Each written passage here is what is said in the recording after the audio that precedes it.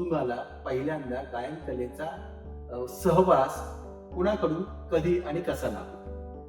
आमच्या बरोबर एक तमाशगीर होते ढोलकी फिरायचे म्हणून वारले ते कोरोनाच्या पिरियडमध्ये. त्यांनी मला उमग दादाकडे घेऊन गेले. ते नका उमग यांच्यासोबत तुम्ही कार्यक्रम केले का? अनुभव काय असतो? महाराष्ट्रातला जिल्हा कुठला राहिला नसेल मी घेऊन आनंद होतो. विठ्ठलदादा उमा तुमच्यासोबत व्यक्ती म्हणून कसे वाटायचे तुम्हाला?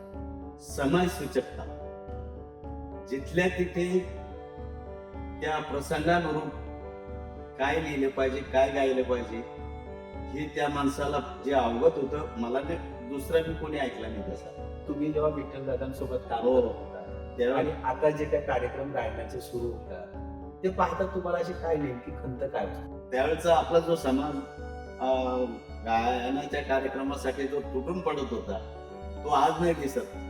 आज वेगळी लाईन आपल्या थोडीशी मार्ग वेगळा वळतोय याचं जरा खंत वाटत. त्यांची कवनं कधी गायली, गाडी गायली तुम्ही तुमच्या प्रवासामध्ये? हो हो.